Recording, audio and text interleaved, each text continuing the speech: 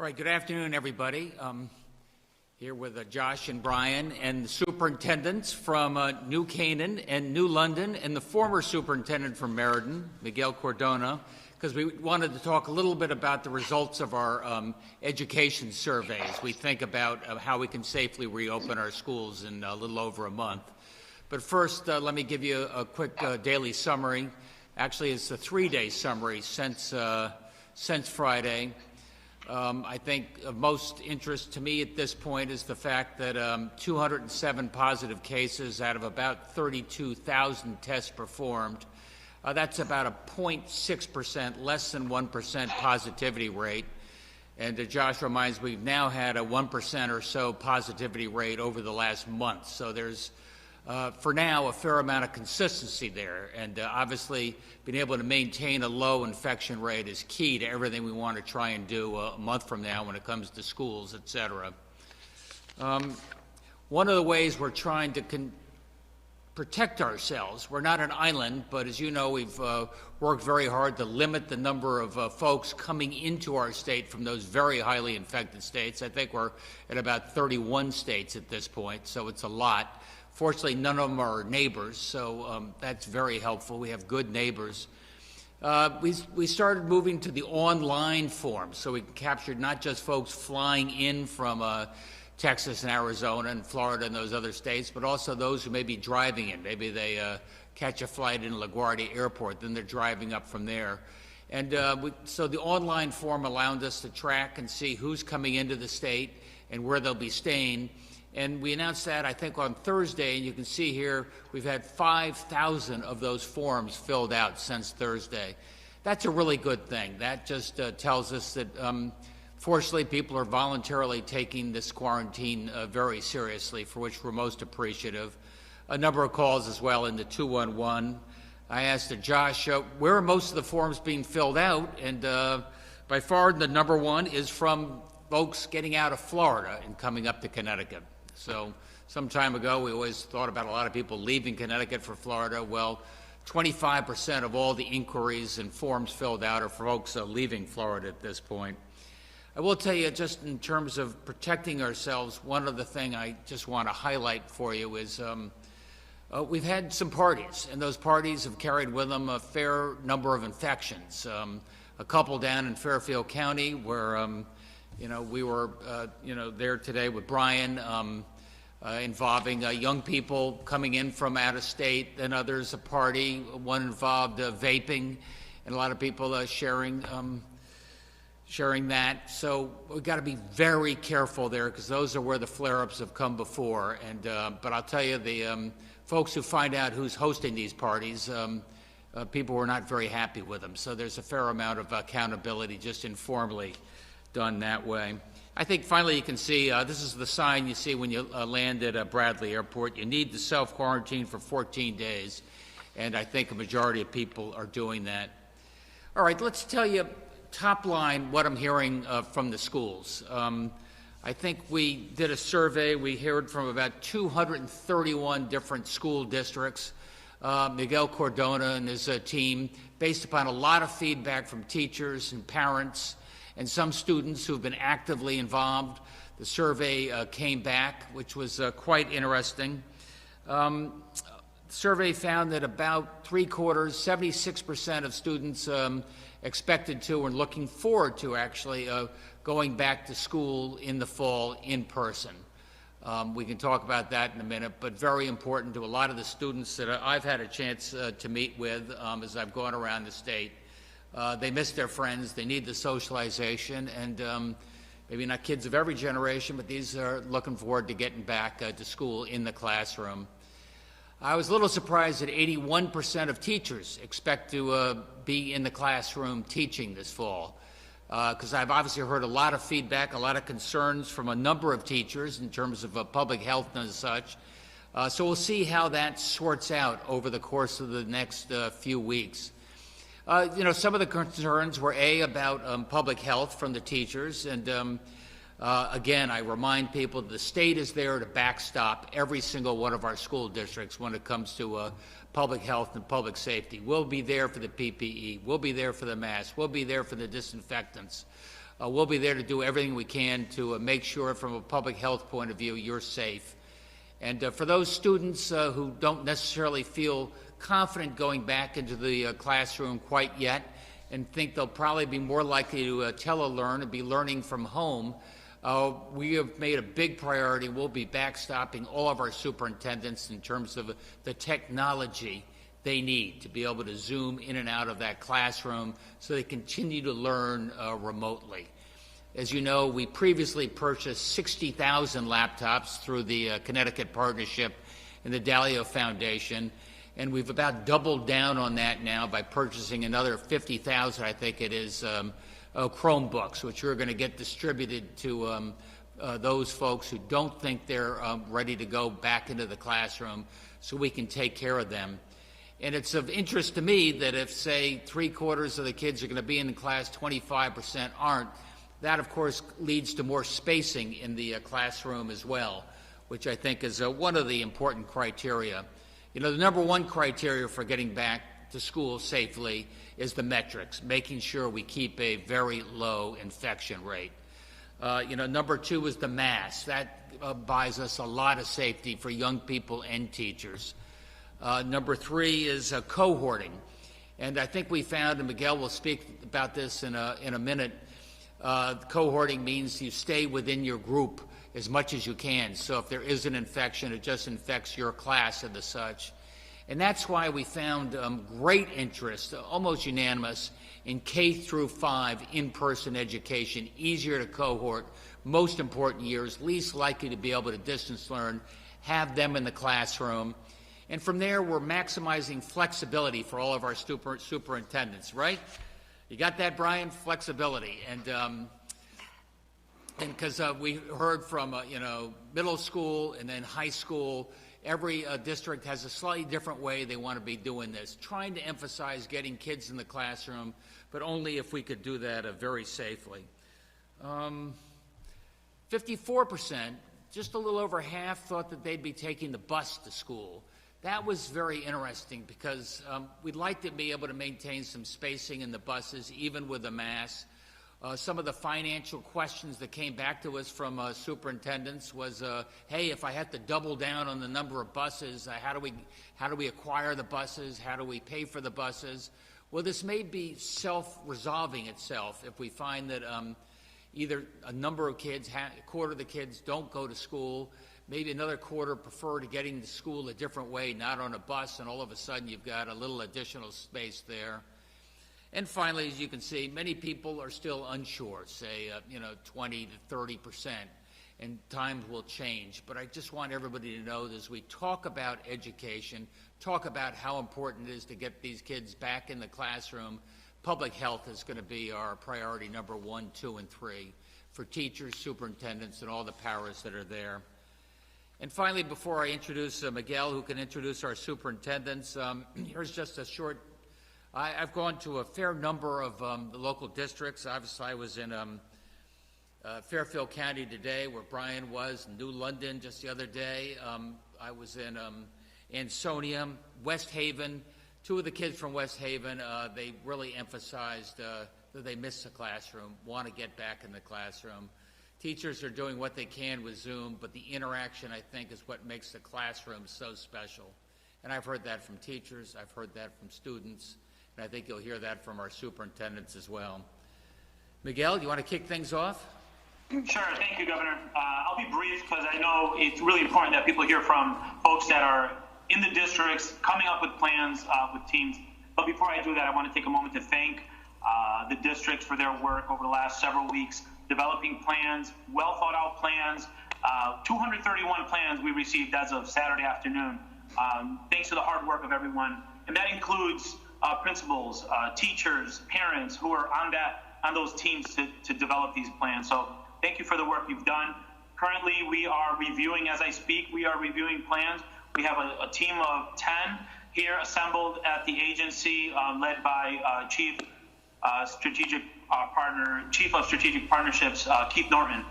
He's doing that work. And, it's important to note that these plans not only talk about technical changes, whether we're talking about cohorting or distancing, physical distancing, but it's also adaptive shifts, how we're rethinking education now, because we know this is not going to happen overnight.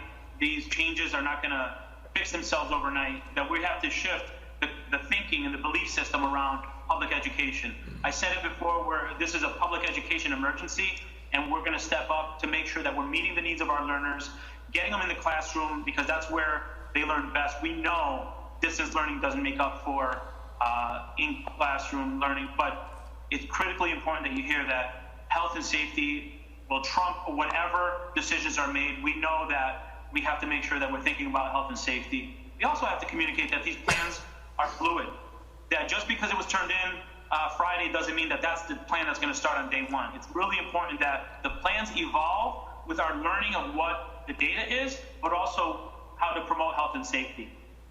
So I just want to reiterate, the goals are to get our students in our schools.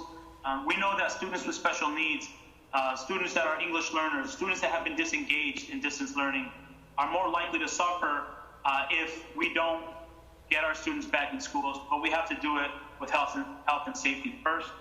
I want to introduce Dr. Lutzy from New Canaan, superintendent, and Superintendent Cynthia Ritchie from New London, who worked really hard. And they're going to talk a little bit more about their specific plans and their thinking moving forward. So I'll turn it over to either one of you who would like to speak first. Sure. I'm happy to speak first on behalf of New London. First, thank you so much, Governor Lamont and Commissioner Cardona, for all of your support. This has truly been a team effort, and I can say that I think the adults learned just equally as much as students do day to day, from school closure all the way to our reopening that occurred this summer for our partial summer school, and as we made our plans and submitted them to you on Friday. Our plan really focuses on core beliefs that are safety, equity, flexibility, collaboration, and excellence in programming. And our goal was to make a plan that could be fluid back and forth. So we color-coded our school reopening plans to be green, which means full in-person, come back to school opening, yellow, which is signaling our hybrid model, which is a 50% capacity, and red, which means we are back to distance learning because it is not safe for everyone to come back into the building. And throughout that plan, we really focused on improving instruction so that instruction can be fluid throughout. So we want students to have a top education, whether they have to learn at home or whether they are in front of a teacher. And we don't want parents to stress about having to fill a void if they have to make a decision for a specific health need, for example. So we have spent a lot of time digging deep into instructional practice and making improvements for that. And you can just imagine that comes with not only training for students, but we have a robust plan for training for staff now. It's our hope that instruction in the classroom could go fluid from being there one day, and then if we have to close the next day, you still know the assignments, you still know how to use your technology, you still know where to access the standards and the assessments, and parents are well informed of the units of instruction that we are trying to deliver. Staff have been a huge part of this, and our survey data is very much aligned with the state's overall data, and those numbers tell a lot. People want good education for their students, but everybody wants everyone to be safe, and we share in those goals. And therefore, we hope our comprehensive plans that offer this green, yellow, and red opportunity and to do education differently in some new environments will really make a difference, and we can get our students back in school. We really miss them. Over the next couple of weeks, we're going to be recording some videos to actually show parents the day in a life of what school may look like or what your teacher may look like with a mask, to help alleviate some of the maybe fears of how is school going to look, and get students used to the new way of educating.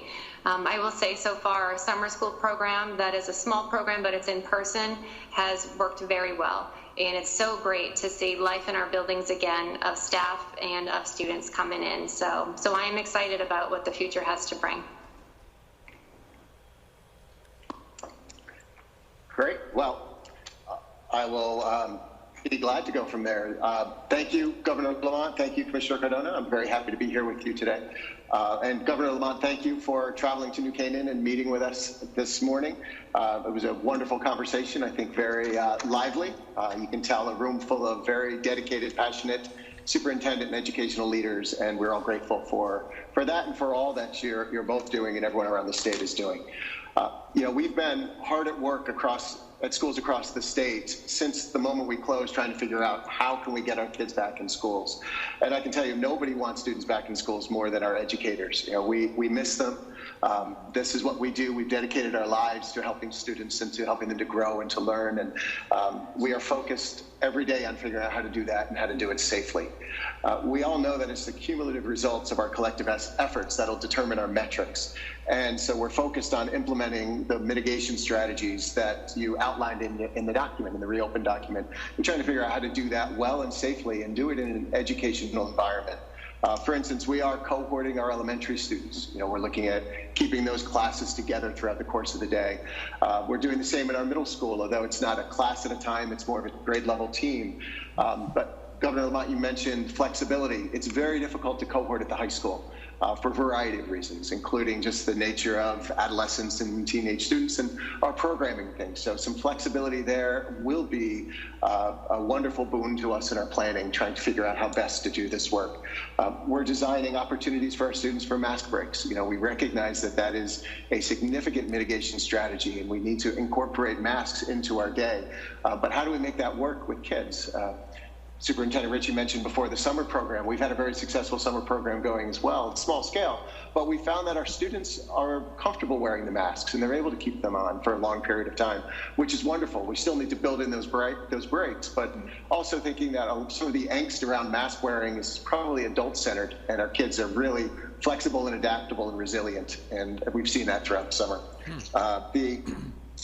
Essentially, you know, with social distancing, we're working to take spaces that were designed for collaborative work and figure out how to set them up to be distanced. And that's been a challenge, but we're emptying furniture out of classrooms. We're figuring out how can we try to stay at a reasonable distance from each other, with our students, with our teachers in the front, and yet still have interactive type activities. Because you know, schools these days are not sit and get. They're active, engaged learning environments. And so we want to make sure that that level of engagement continues regardless of sort of the modality and the furniture setup. So we're working hard to figure that out too. How do we continue to deliver world-class educations to our kids and do it in this in this new venue? One of the ways we're doing that also is looking at outdoor spaces where we can. You know, whether it's tents or courtyards, putting up shades, identifying places students can go, making sure the technology is robust enough to support that work, and allowing classes and students to go outside, get some fresh air. We know that that's better, at least that's what the health department is telling us. For our students who are home, whether it's by choice through remote learning, or we're also thinking there may be students who aren't feeling well, and we're encouraging anyone not feeling well to stay home. You know, that's an important mitigation strategy as well. And we may have others who, because of their own circumstances, have to quarantine for any reason. So we're developing a robust live streaming system that will continue to deliver the education folks know and expect in our classrooms, but also providing it to students who log in from home. There's a lot of work to do around that, and our curriculum program has been working on that all summer long. But in order to train for what we're going to see in the fall when students return, we're bringing teachers back a little bit early for a full 5 days worth of training.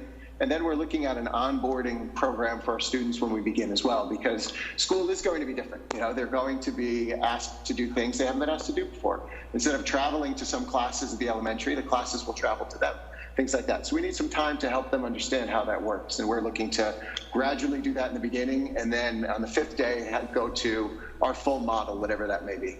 Certainly, we've developed the models around different levels of community spread, and we're continuing to do, to do that work and to further refine those models. But all in all, these are immense challenges, and as always, as we work through all of what we are single-mindedly focused on doing the right thing for our kids, for our parents, for our community, for our staff, making sure that whatever we do, we're guided by the health and safety of all members of our community, and are grateful for the partnerships that we have locally, regionally, statewide. So, thank you. Well, thank you, Brian. Thank you, Cynthia. Please stick around. You get some questions from the feisty Connecticut Press Corps. Max, over to you. News 8.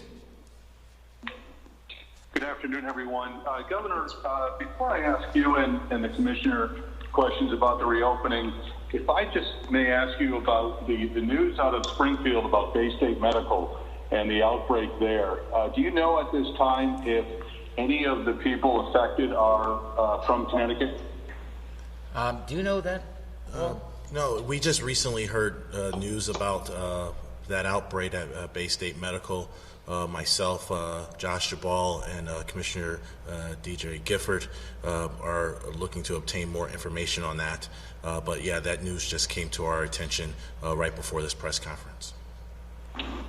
Okay, and Governor and Commissioner Cardona, there has been, I mean, with the positive, the low infection rate, that would seem to suggest the return of kids into the classrooms. There is some talk around about a plan or the plan to be maybe announced on Thursday, but I would think that because this is so fluid, would you both agree that you need to wait as long as possible before announcing exactly what the plan will look like?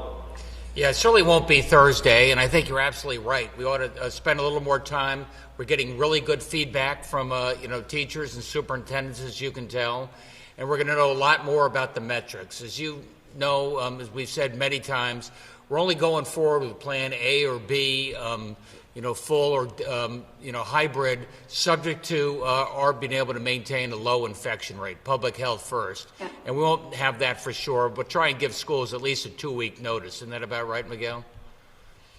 Yeah, that's right, Governor. We know that the health data will drive this. We're doing well in Connecticut, and I'm glad to see that. But we're also making sure that we continue to build those plans so that we can move back and forth as needed.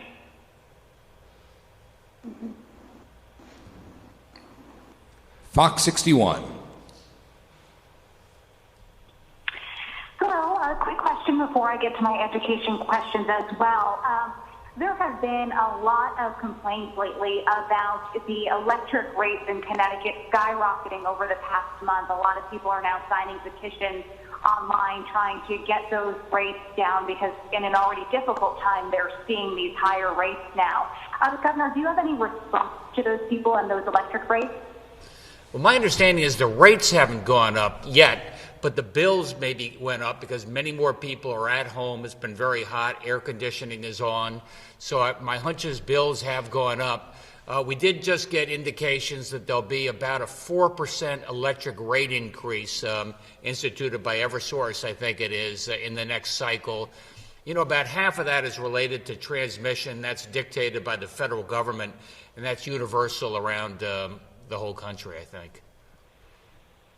Okay. And my other question is about education, and maybe this could be for the commissioner or even the superintendent there in New Canaan. We're hearing from a lot of realtors that people are moving into Connecticut because of the way that we've handled the COVID-19 pandemic. A lot of those people coming into Connecticut because they want their children in Connecticut schools, especially in Fairfield County. How do we address, one, that influx of new students coming in, and two, what it's going to cost to educate them? So I feel Dr. Lutzy could elaborate if you'd like, but we're noticing that because Connecticut is doing well, people are looking at Connecticut. We want to make sure that the same health and safety standards that we have for the students that we know about now are kept moving forward. I think that's critically important to hear first. And we also know that many of our districts are very transient. So we anticipate that in some districts, people are going to be moving from one part of the town to the other, and we have to account for that. And also throughout the state of Connecticut, there are several communities in Connecticut that have a very high transient rate. So we just have to be prepared to accept students, to welcome them, but also to make sure that we're maintaining those same health and safety standards that should drive every part of our plan. Brian, I don't know if you want to add to that. I can just add, just locally here, we are seeing enrollment increases across the board. In the summer, we generally meet once a week to take a look at our enrollment to be sure that our staffing is appropriate. Now we're meeting every couple of days to take a look at it because of the unknown, as we're figuring this all out. But we are seeing some increase, and so we're adjusting our staffing accordingly. We've had to bring on board a few new staff members in the elementary level in the last couple of days, and we'll keep watching it and keeping an eye on it because the class sizes are so important always, and even more important now. So we're keeping a close eye on it. NBC Connecticut.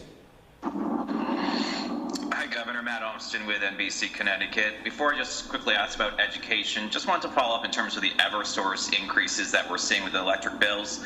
Some people have raised concerns, including Senator Lesser, about the Millstone power plant agreement and if that is also helping to drive some of the increase we're seeing. And just want to see what your reaction was to that point. Yeah, that is a little bit of the increase as well. You maybe remember that, a year and a half ago, first thing I was confronted as governor was the fact that Millstone had already begun negotiating with the prior administration, and it looked like they were considering closing down the Millstone plant. And what we wanted to do was at least buy enough time with Millstone so we could invest in wind power so that over a period of 10 to 12 years we could make that transition. But you're absolutely right. The Millstone power is an aging plant. There was a small increase in their electric generation fees to us and to Eversource, and that is part of the increase. And in terms of education, I know some schools, based on the current situation with the virus, are leaning to a hybrid model, including New Haven. Are you and the commissioner still hoping for a full-time return to school? I'll start on that. I mean, we're hearing a mix of things from different superintendents, which is the way it should be, because every situation is a little different. Some of our cities already have a little more crowded schools. Maybe there's some of that in New Haven. I've certainly heard that in Danbury as well, where they think they can't safely get back on a full-time basis, more inclined towards the hybrid model, especially in the middle and the upper school. I think for many of the other school districts, they feel more comfortable getting back on a full-time basis, at least for the lower grades early on. Sure, and if I can add to that, the expectation was always you develop 3 plans because there's going to be fluidity through it, depending on our health numbers and the infection numbers. And we do want all students to have an opportunity to go to school. So even if you start with a hybrid, because there are issues, the plan is always to continue to aim for having all students in school. We're recognizing, we're hearing from districts that in some places it's very difficult to get the initial plan at the high school level with everyone in, but we're going to aim for that, and we're going to continue to support districts to do that. With that said, as the governor mentioned, it may be that some districts at the high school level and maybe the middle school level are beginning with a hybrid and then working toward a full plan. We also set up a Reopen Schools support team that is available to meet with districts to help them work toward those goals of getting students in. And will it be up to the districts which model to choose? So at this point, we're recognizing that the districts have to feel comfortable with the plans that they have to ensure health and safety. So ultimately, once we're closer to the school year starting and we know where the health data is, districts will have to feel comfortable with either the full in-person at the high school or a hybrid. They will be deciding that. Great, Channel 3 Eyewitness News. Good afternoon, Patricia Del Rio here from Channel 3. I have 2 questions for Commissioner Cardona. We get a lot of questions from concerned parents about back to school, and one of the biggest is questioning the cohort model, what exactly it means, particularly on the K-5 level. When you talk about the students being with their core teacher in order to reduce the risk of infection. But these children do have what are called specials, foreign language or art or music and different things. And in theory, those teachers are interacting with all of the students in the grade. So how do those 2 things reconcile? Thank you for the question. That's a great question. Cohorts are intended to reduce risk, as you said, and it's intended to support our efforts to do any contact tracing if needed. So while there is still interaction, it's limited interaction. So the teachers hopefully will be going into the classroom, so the students are not unnecessarily transitioning throughout. So it's a risk reduction strategy. It's not a strategy that reduces 100% any risk. And I think I have to share also, these same students outside the school are engaging with others. So it's not that they're totally in a bubble for that day. We're reducing the number of interactions to prevent additional potential transmission and to make it easier if, whether it's from outside of the schoolhouse, it's brought in, we're able to limit the number of students that have exposure to those students. I know Superintendent Ritchie wants to add to that. I'd like to add to that. It is a great question. Thank you. So in thinking out of the box regarding instruction, we are also looking at resetting curricular units to be units that fall in a session. So what that means is students may have their music teacher for 4 weeks in a row every single day to get through a good chunk of instruction and limit that teacher's transition to see maybe 3 groups a day for longer periods of time instead of seeing the entire school for the week. So that could be a way where you do rotations of about 4 or 5 week sessions, and by the end of the year, students still get all of the instruction that they need in all of the special areas, but we do it in a limited capacity by focusing and going deep instead of wide with a variety of content all at one time. Thank you. And my second question is, we're also getting a lot of questions from parents about the option not to send your kid to school in the fall if you do have districts going in class, option A or whatever you wish to call it.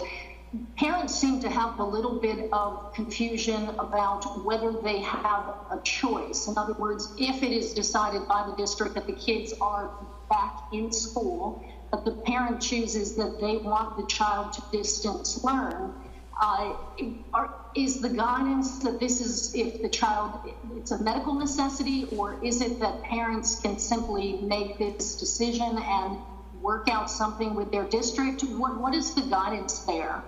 Sure. That one is very clear. All parents have choice at any point to keep their children home to experience remote learning. So whether the district goes full in-person every day or hybrid at the high school, a parent will always have the choice to keep their children at remote learning, especially at the beginning of the school year. Down the road, when we are past a certain point, it may be decided that that option can be revisited. But at this point, any parent in Connecticut has the right to keep their children home to receive learning from home.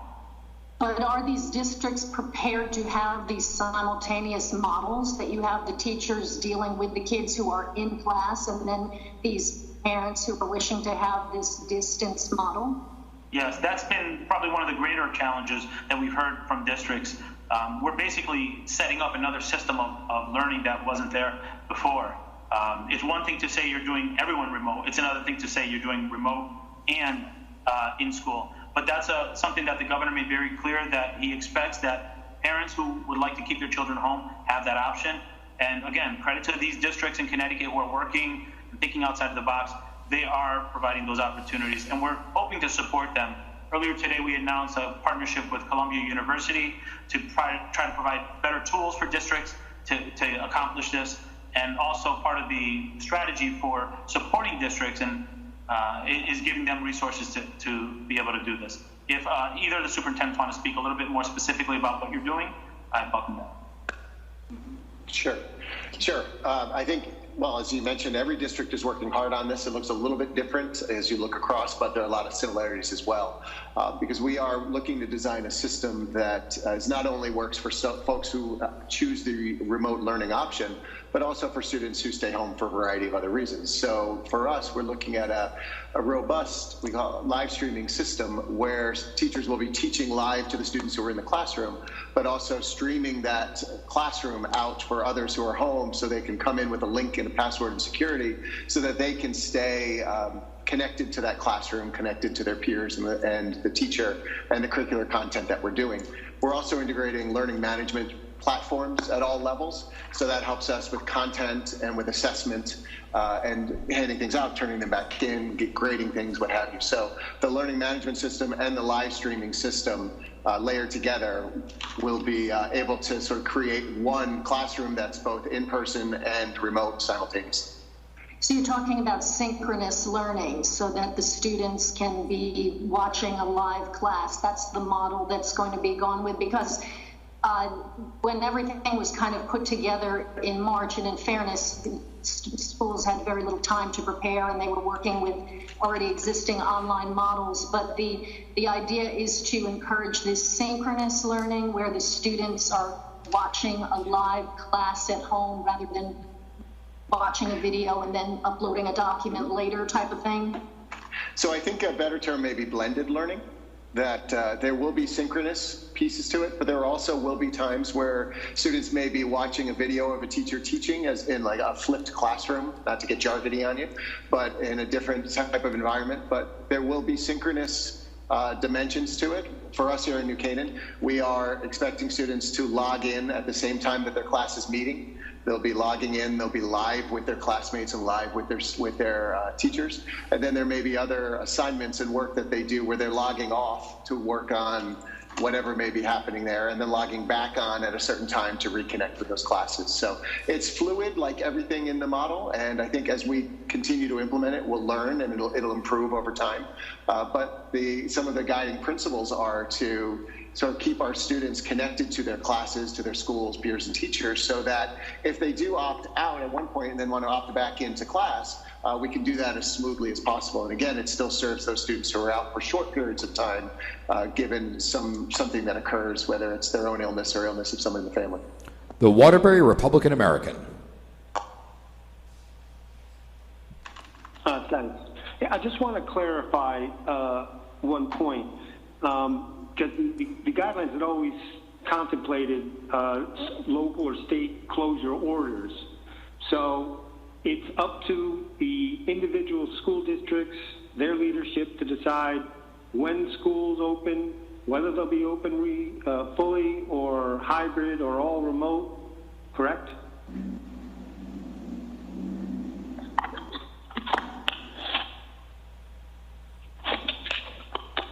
Hi, this is Commissioner. So districts are going to have the opportunity to ultimately decide what plan works for them. We believe right now with the data where we are, elementary schools can go in, and middle and high schools should also be able to get majority of students in.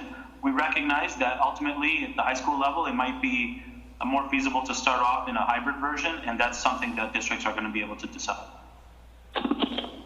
But there's not going to be a situation where the state orders schools to open over local objections, over a local decision to keep their schools closed. So, correct. Ultimately, local boards and districts have to make the decision based on health and safety standards in that district. We're providing guidance around those health metrics. We expected districts to plan for full reopening, and right now that should be the plan. For districts that are working on balancing between hybrid or full reopening, we want to support them. At this point, the data suggests we should be getting kids into school learning in person. And I think that's the direction that districts need to head. And quite frankly, the majority of the districts we speak to are aiming for that, and the majority of parents and educators are wanting that. Obviously, health and safety are the primary factors. They'll continue to be that, but we can't. We must take into account the risks to students and the impact on students and their families when children are not in school, if it's possible to be in school. And I guess this is a question on the travel advisory for the governor or whoever else. Has there been any instances of people who have refused to fill out the form? I know there was some talk of dispatching teams from the Department of Public Health to Bradley to make sure that folks have filled out those forms. I haven't heard that. Have you, Josh? Yeah, we do have a team at Bradley stationed there, and so far they report that travelers coming in have been extremely cooperative, appreciative for the additional information, and no issues at this point, Paul. Thank you very much. The Connecticut Mirror. Hi, Governor. Some of us were under the impression when you were originally talking about the reopening plan that this was going to be the state basically telling school systems, is it option A, B, or C? Was that a misimpression, or did your thinking change over the past few weeks about giving locals the option? No offense. I think it was a misimpression, though. Obviously, Okay. I and Miguel and most of the folks we talked to obviously saw the advantages of classroom learning. Heard definitely in terms of how important it is, especially for the younger grades, to be able to get into the classroom. We heard from Scott Gottlieb, you can't take this 1% infection rate for granted. Maybe we'll only have 2 or 3 months. Let's do it while we can. But that said, Paz, every town, every city's got very different metrics. So as Miguel has said, I think in majority of the cases, the vast majority will be able to have in classroom, especially for the lower grades. But some situations will be unique, and we got to give them that flexibility. Governor, will you need to either seek legislation or extend the public health emergency to give the flexibility to the local school systems to do non-traditional education? Yeah, that's a very good question. I think we'll have to do something in September to make sure we maintain that flexibility through the school year. So that probably means declaring or extending the public health emergency? Unless the legislature wants to extend the flexibility item by item, like in this case for the school year. Thank you. Hearst, Connecticut Media. Thanks, Max. Governor, you were talking about the Dalios and the 50,000 new Chromebooks. How close are you to being satisfied that some of these inner city kids are going to get some connectivity? Yeah, they did the 60,000. We're doing the next 50,000, really focused on the results of Miguel's survey to find out who those kids are, where they are that don't think they're going to be going into school, making sure, A, they get a Chromebook, B, they get some instruction on how to get online. And then Nick Simmons is working closely with the Dalios and others in terms of making sure we have internet access and hot Wi-Fi spots for kids to make sure they can get electronic access as well. So we're working on that. Obviously, that takes a little bit of preparation, but I hope we'll be in time for the school year. And speaking of misimpressions, Governor, the other day at the Bond Commission, you mentioned that the Winchester schools were going to get some money for a big project up there. Did I mishear you, or did you misspeak?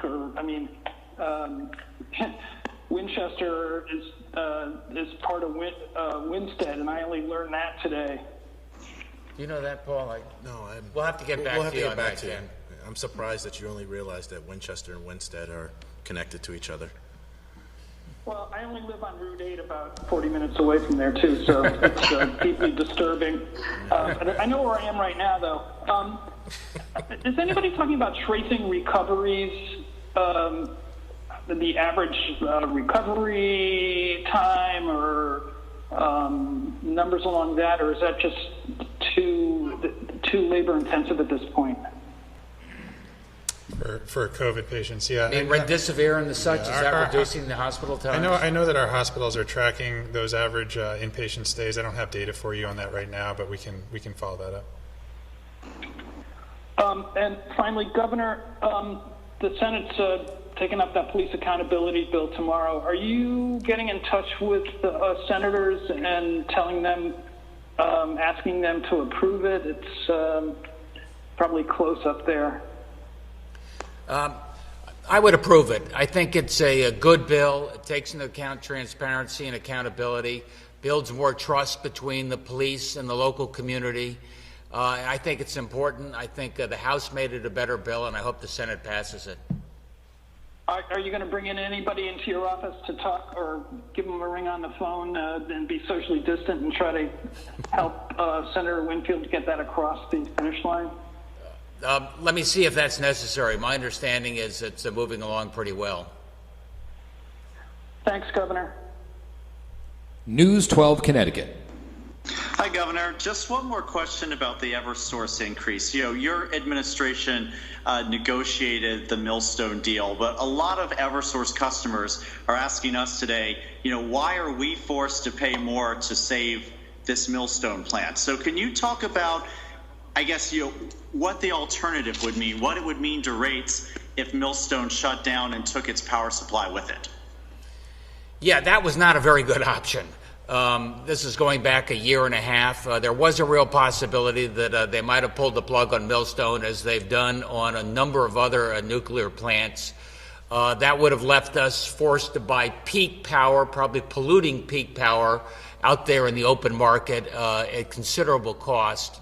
What we wanted to do, working with Katie Dykes, is find a way you can keep having a carbon-free source of power, not relying upon Millstone forever, but at least for the next bridge until we get to the wind power. So I think that was why we made the commitment we did. I think it's a 12-year commitment. Those prices are going to be fixed over that period of time. And I think it gives us a reliable carbon-free source of power for the medium term until we move to wind. And Governor, I just want to follow up on Ken's question real quick. I know you said that you support the police accountability bill, but you've also expressed a lot of concerns over the, you know, stripping individual officers of their immunity section. Any plans to veto that section of the bill if it passes?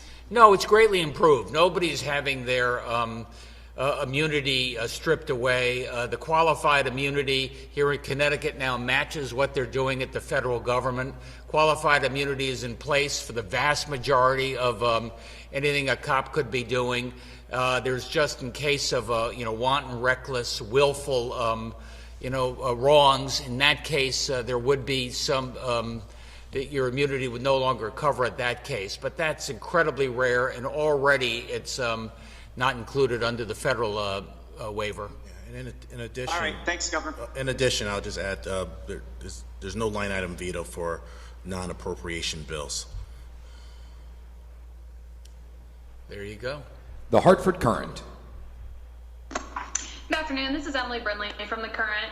I wanted to ask first about the rising number of cases among young people, teens, and 20-somethings particularly. Can you comment, Governor, on that trend and also explain a bit about how you plan to combat that trend? Yeah, I have met with a fair number of students. I've certainly talked to superintendents, around the state right now. I want to reach out to parents. We've got to be really strict about this. I look down in Florida, I look down in Arizona, and the governors there say it often started, with young people. Remember, oh my gosh, but don't worry, maybe the 18 to 30-year-olds are getting infected, but it won't impact the hospitals or anything like that because these guys don't have to worry as much. Nonsense. What you found, a month or 2, 6 weeks later in those states is their hospitals are right at capacity again. So it's incredibly risky behavior, not just for yourself, but also for the broader community. As I said before, I think the parents are getting this message loud and clear, and fellow parents are telling those parents loud and clear that this is not going to be acceptable behavior. And, Josh and our team will think about other sanctions that maybe have to be put into place if people continue to be too casual on this. In addition, we're going to increase our overall communications through our PSAs as well as through social media to this very specific group of individuals as your question prescribed and as the governor answered.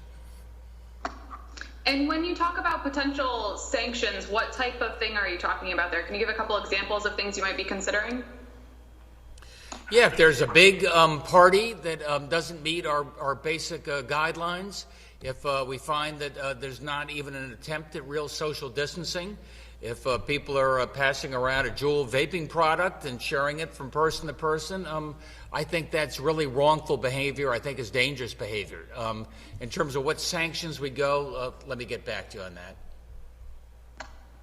And then also there's obviously a lot of college students in that age group as well, and UConn is relying pretty heavily on testing to open their campuses back in the fall and make sure that students are safe. But right now it's taking still about a week or longer for a lot of people to get their test results back. So do you have a plan to speed up that turnaround time so that when thousands of students go back to campuses, they can get their test results quickly? Are they going to work with the local? Yeah, I mean, a lot of the universities and colleges in Connecticut are working on their testing strategies with the Connecticut-based laboratories, and we aren't seeing those types of delays in the Connecticut-based labs. So the labs that we've worked with in Connecticut are still turning around their test results in 24 to 48 hours on average. And I know most of the colleges and universities are working with local labs or doing it in-house or have certain setups where we're hoping that won't be an issue, despite some of the national challenges that are well documented at this point with some of the out-of-state labs. Thank you. Connecticut Public Media.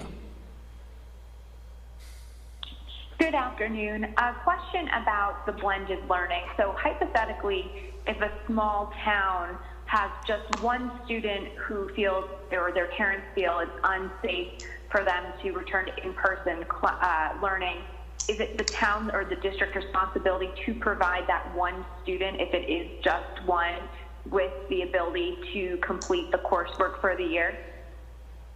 Yes, that is accurate. We encourage districts to partner too.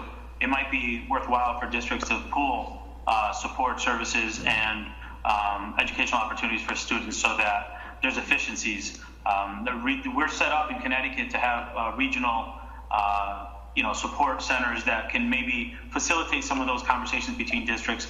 I know districts are collaborating with one another in ways that they never have in the past, and I anticipate that some innovation is going to come out of this, like what you mentioned, to solve some of those issues, and it might improve education moving forward in education in Connecticut moving forward for good. Thank you. CT News Junkie. Thanks, Max. So I wanted to clarify, the reopening of schools, is there a date certain for full reopening, or are we leaving this to the districts? So the reopening, each district has their own reopening date. As the governor mentioned, there's going to be more information coming out around our health data and where we feel districts should go. But to answer your question, districts will have to make a determination as to what element of the plan, where they feel comfortable with a full reopening. And as I said before, maybe the high school where it's not possible to go full reopening, they'll start with a hybrid. We're going to continue to give information. So while you might get updates, at the end of the day, this has to remain fluid, even while we're in school. And what we're trying to do to make that a little bit better for districts is provide them some guidance on some thresholds. I know after this conversation, Brian is going to be joining a conversation with others to try to come up with some clear thresholds for districts to start having those conversations about how to move from a full to a hybrid and ultimately, if necessary, to a full distance learning model. But the state won't be mandating this, and the state won't be dictating this. It'll be up to the districts. Correct. Okay, thank you. And my other question is for Governor Lamont or Josh. We are still hearing that PPE is short and that hospitals are still not back to where they are with like N95 masks. So what can you tell us about the PPE supply? The PPE supply seems to be holding steady. Certainly there's still some areas where there's some constraints, but for example, at the state level, we're still on track to achieve our 90-day stockpile, which we've been targeting by the end of July. We may be a little behind on one or two of the specific items, but we've already achieved our 90-day goals in several categories, and we have a number of orders still coming in every day. Certainly there are some categories, though, where there continue to be global challenges. Gowns continues to come up.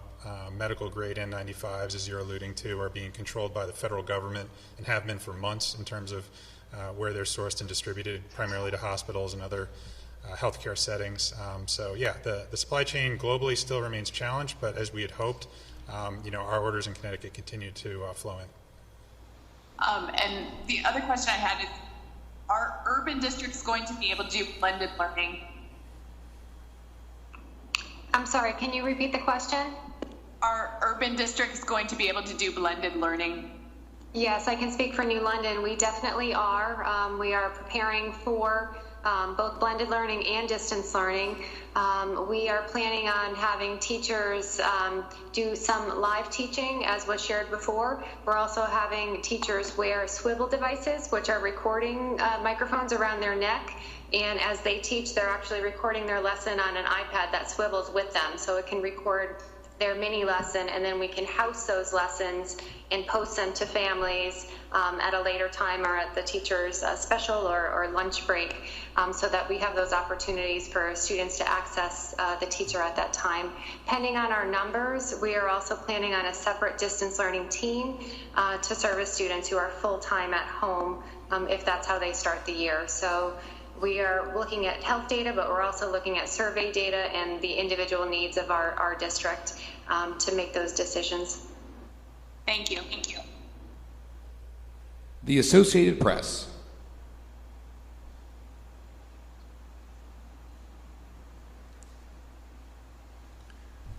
Sue, it sounds like you may not be there, so let me just say to Cynthia and Brian and Miguel, thank you. This is so incredibly complex. Getting a school opened, in this part of a pandemic, everybody's anxious. It's our kids. What could be more important? And speaking personally, I got to thank each and every one of you and the folks that you're representing.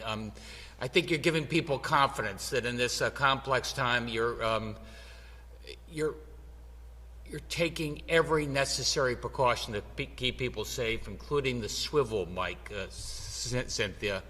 And I just say broadly, there was a question about people coming back into the schools, and we heard that today, didn't we, Brian? And look, over the last decade or so, we've had sort of a flattish, declining population. Not a good thing. It did mean we had extra capacity in some of our schools, not all of our schools, certainly not in our city schools, but that capacity does give us a little bit more room to breathe, so to speak. And in the meantime, it's not a bad thing that we do have new people coming in, taking a look at the state, and in part because of the incredible quality of you and our great education system. Thanks so much for being here. Take care, everybody. Thank you very much. Thank you.